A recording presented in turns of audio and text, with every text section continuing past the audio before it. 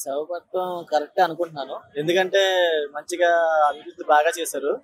కిందట ప్రభుత్వం కన్నా ఈ ప్రభుత్వం చాలా మంచిగా చేశారు. పైగా మొన్న ఏమొచ్చి ఉచిత బస్సు అని చెప్పేసి స్త్రీలకు కూడా మంచిగా చేశారు.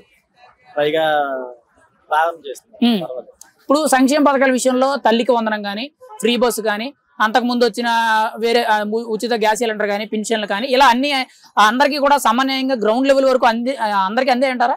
అందరికి ఖచ్చితంగా అందే. ఎందుకంటే ఇప్పుడు చాలా యూట్యూబ్ ఛానల్ అలాగా పైగా అది టీవీ లాట్లో చూస్తుంటమాట. చాలా చాలా మంది కూడా హ్యాపీగా ఫీల్ అవుతారు.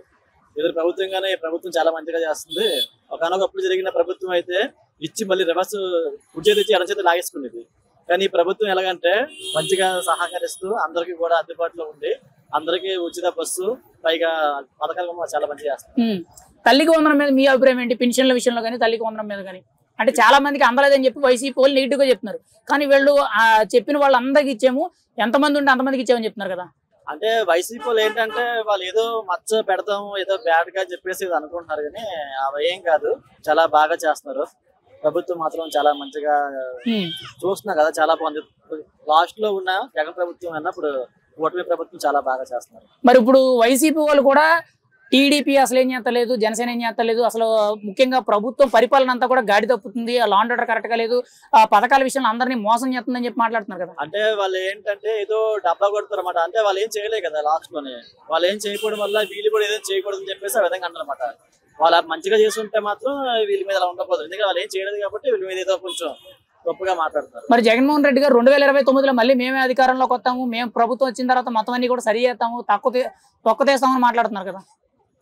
ఏంటి రౌడీజం తప్పించి అందులో ఏమీ లేదు. ఇప్పుడు జగన్ ప్రభుత్వం ఏంటంటే ఏదో రౌడీజం చేస్తున్నామా లేకపోతే ఏదో చేసేస్తున్నామా అంటే అదేంటంటే డబ్బా కొట్టుకోవడం తప్పించి పెద్దగా ప్రజలకి పెద్దగా చేసేది ఏమీ లేదు.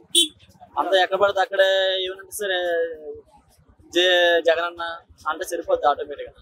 డబ్బులు కూడా అవసరం లేదు మరి ఆయన. ఇప్పుడు తాజాగా కూడా చూసుకుంటే ఆంధ్రప్రదేశ్ లో యూరియా కొరత ఉందని, వరదలు వచ్చి మునిగిపోతున్నాయని ఇలాంటి కారణాలు కొన్ని చెప్తున్నారు. ఉల్లి రేట్ లేదని చెప్పి ఇలా రకరకాల కారణాలు చెప్తున్నారు. అవన్నీ ఎంతవరకు వాస్తవం అంటారు? ఇవే వాస్తవం కాదు. అవన్నీ వాళ్ళు ఏదో తప్పుగా ప్రచారం చేస్తున్నారు వైసీపీ. వాళ్ళకి తెలిసిందే కదా మ్యాక్సిమం. చాలా మంది ప్రజలు మొత్తం వాళ్ళు ఏం చేస్తున్నారని చూసేసి ఇవన్నీ చేసిన తర్వాతే వాళ్ళకి ఏమొచ్చి 175 పోగా 11 సీట్లుగా తగ్గారు. ఎందుకంటే వాళ్ళు తప్పు చేయకుండా ఎవరికి అలాగా పడవు మ్యాక్సిమం. వాళ్ళు ఏదో మరి ప్రభుత్వం బాగా చేయలేదు కాబట్టి 11 సీట్లుగా అంకితం అయ్యారు. ఇప్పుడు కూటమి ప్రభుత్వంలో ముఖ్యంగా చంద్రబాబు నాయుడు గారు, పవన్ కళ్యాణ్ గారు, నారా లోకేష్ గారు, బీజేపీ నాయకులు ఉన్నారు కదా. వీరిలో ఎవరి పరిపాలన అనేది బాగుంది, ఎవరు ట్రాన్స్పరెన్సీగా పనిచేస్తున్నారంటారు? అందరూ బాగా చేస్తున్నారు. అందరూ మంచిగా అంతగా సింపుల్ గా ఉంటున్నారు. మరి అంత నేను సీఎం నేను మినిస్టర్ గా కాకుండా అందరితో కలిసిమెలిసి కూడా ఒక విధంగా ఒక అన్న తమ్ముడు ఒక విధంగా టైప్ లో కూర్చొని ఒక అన్నయ్య విధంగా కూర్చొని మంచిగా చేస్తున్నమాట. స్త్రీలకు కూడా మంచిగా గౌరవిస్తూ ఒక అధికారులు ఉన్నారు లేకుండా అనే అంత ఫీలింగ్ లేకుండా సింప్లిసిటీగా చాలా మందికి చాలా సేవకారం చేస్తారు. అయితే ఇప్పుడు అనంతపురంలో పెట్టబోయే సభ ఏదైతుందో భారీ బహిరంగ సభ, దీనికి ప్రజాధనాన్ని దుర్వినియోగం చేస్తున్నారు, ప్రజాధనం ఖర్చు పెట్టి ఈ సభలు పెట్టుకున్నారు, టీడీపీ జనసేన బంద్ చేసుకున్నారు, ప్రజాధనాన్ని మింగేస్తున్నారని చెప్పి మాట్లాడుతున్నారు. దానికి మీరేం చెప్తారు? వాళ్ళే ఎక్కువ మింగేశారు. జగన్మోహన్ రెడ్డి ఏమొచ్చి ఎంత 1100 కోట్లు ఎంత చుట్టూ కంచేశారు అన్నమాట. అది ఎవరి డబ్బులు ఆయన సొంత డబ్బులు ఏం కాదు కదా. ఆయన అధికారులు ఉన్నప్పుడు ఏమొచ్చి సొంతంగా ఫ్లైట్ ఎక్కిలాడు అనమాట ఎక్కడికో. తర్వాత కూడా మరి అది కూడా ప్రజల సొమ్మే కదా. అంటే అది సొంత డబ్బులు ఏం కాదు. పైగా ఆయన ఏమొచ్చి ఏదో తిరుపతిలో ఏదో దేవస్థానం అంటే దాన్ని ఏం డైరెక్ట్ సెట్ చేశారంట. అది కూడా ప్రజల సొమ్మే కదా, సొంత డబ్బులు ఏం కాదు కదా.